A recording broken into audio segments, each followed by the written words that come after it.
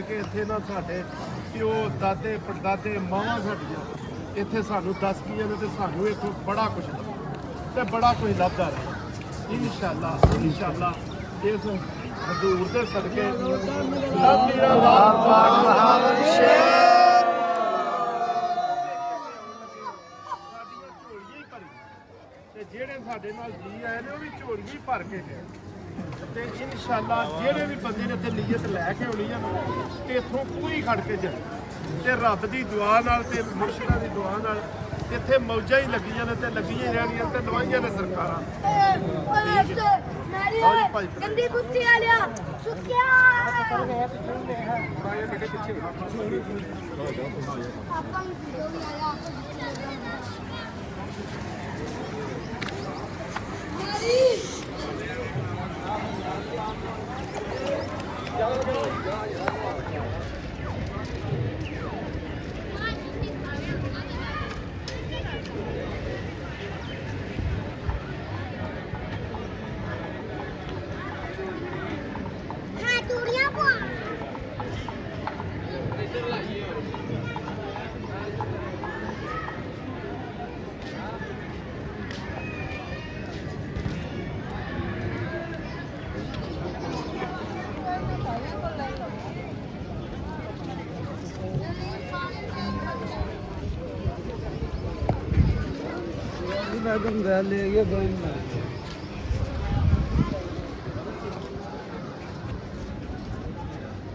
ਮੇਰੇ ਲਾਲ ਪਾਕ ਬਹਾਦਰ ਸ਼ੇਰ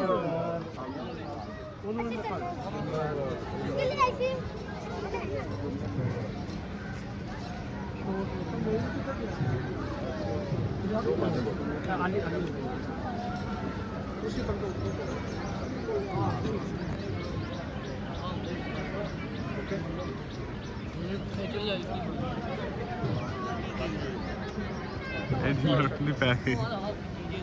जी माशाल्लाह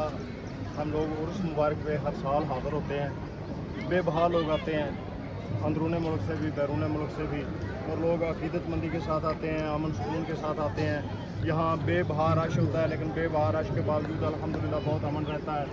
लोगों का सुकून से ये 5 रोज़ा तकरीबा से गुजरना